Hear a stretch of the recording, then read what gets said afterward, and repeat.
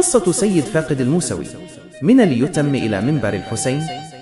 الميلاد والنشأة: بزوغ الفقد. ولد الطفل الذي سيعرف لاحقا باسم سيد فاقد الموسوي في مدينة سوق الشيوخ بمحافظة ذي قار جنوب العراق، تلك الأرض التي تنبت الصبر كما تنبت النخيل. كان ميلاده في يوم لم يكن يوم فرح كامل، بل كان ممزوجا بغصة الغياب. جاء إلى الدنيا سنة 1988، لكنه جاء وهو فاقد لأبيه. لم ير وجهه، لم يسمع صوته، ولم يشعر بيده تمسك يده ليخطو خطواته الأولى في الحياة. ومن هنا لم يكن لقب فاقد لقبا فنيا أو اختراعا للمنبر، بل كان حقيقة وواقعا عاشه منذ أول نفس له في هذا العالم. الطفولة: حين يصبح الحزن صديقا، كبر الطفل وهو يرى الفقد قبل أن يعرف معنى الطفولة. نشأ في بيت بسيط وسط ظروف صعبة وتحديات قاسية. كانت الأم هي البطلة الصامتة، حملت عبء الأب والأم معا، وحاولت بكل قوتها أن تزرع في أبنائها الصبر بدل الرفاهية. في هكذا بيئة لا يكبر الإنسان سريعا فقط، بل ينكسر مبكرا. منذ صغره كان سيد فاقد مختلفا عن أقرانه، هادئ، قليل الكلام، طويل الصمت. لم يكن يحب الضجيج، وكان يميل إلى الجلوس في المجالس الحسينية أكثر من اللعب في الأزقة مع الأطفال.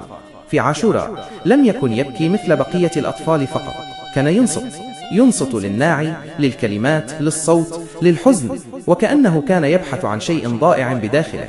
بدأ بحفظ القرآن في سن مبكرة، ليس لأن أحدا أجبره، بل لأن الصوت الحزين كان يريحه. وكان يسمع المواويل واللطميات القديمة ويقلدها بصوت منخفض، خجول ومكسور. أول خطوة نحو منبر الحسين سنة 2006 تقريبا. كان سيد فاقد شابا في أواخر مراهقته، لكن قلبه كان أكبر من عمره بكثير. في مجلس صغير داخل أحد البيوت طلب منه أن يقرأ شيئا بسيطا. لم يكن هناك منبر مرتق ولا جمهور غفير، فقط قلوب متعبة اجتمعت على حب الحسين. وقفوا وقرأ. ارتجف صوته في البداية، لكن الصدق غطى على الارتباك. بكى قبل أن يبكي، وتأثر قبل أن يؤثر في الآخرين. ومن تلك الليلة لم يعد سيد فاقد كما كان، لقد وجد ضالته.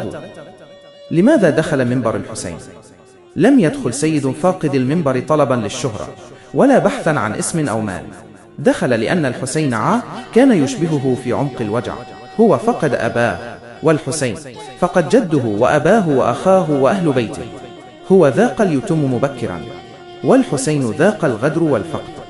هو حمل وجعا داخليا، والحسين حمل وجع أمة كاملة. كان يشعر أن المنبر هو المكان الوحيد الذي يستطيع أن يصرخ فيه دون أن يحاسب، ويبكي دون أن يسأل لماذا. الصعود الحقيقي وانتشار الاسم. مع مرور السنوات بدأت تسجيلاته تنتشر كالنار في الهشيم. انتقل من مجلس صغير إلى حسينية أكبر، ثم إلى عالم اليوتيوب، حيث وصل صوته إلى بيوت لم يزرها جسده قط. صوته لم يكن جميلا بالمعنى الفني الأكاديمي فقط، بل كان متعبا، مكسورا وصادقا. وهذا السر هو ما جعل الناس تحبه وتتعلق به. اشتهر بأسلوبه الحزين وبالقصائد التي تحمل طابع الفقد والحرمان والوجع، حتى قال الكثيرون: هذا صوته يوجع لأن صوته طالع من وجع حقيقي. العمر والحياة الشخصية. اليوم سيد فاقد الموسوي عمره يقارب 37 سنة. هو إنسان متزوج وله حياة خاصة يحاول دائما أن يبقيها بعيدة عن الأضواء والضجيج. لم يكن يوما من هواة الاستعراض ولا من محبي الظهور الزائد. ورغم كل هذه الشهرة بقي محافظا على بساطته وعلى نبرة الحزن التي ولدت معه ولم تفارقه أبدا. الشائعات والوجع الصامت. كأي شخصية معروفة ومؤثرة لم يسلم من السن الناس. تعرض لشائعات وانتقادات وتأويلات خاطئة لقصائده. قالوا عنه الكثير وحاولوا النيل من مسيرته، لكنه نادرا ما رد على الإساءة.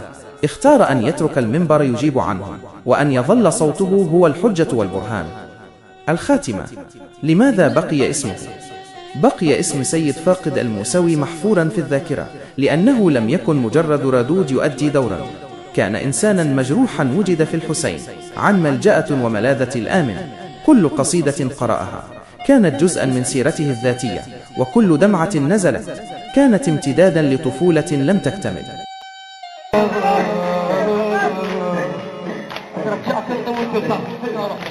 ولا حد يوزع ماي، فدوة شباب المجلس ما تقدر ماي حد فدوة.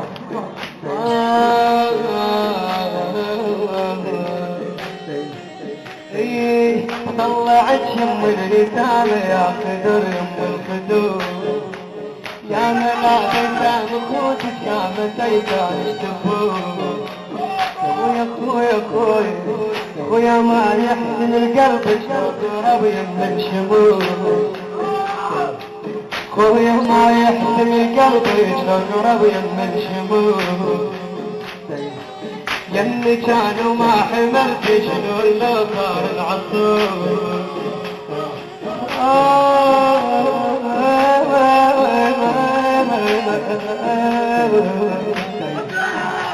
يا ابن امي يا ابن امي يا ابن امي يلي كانوا.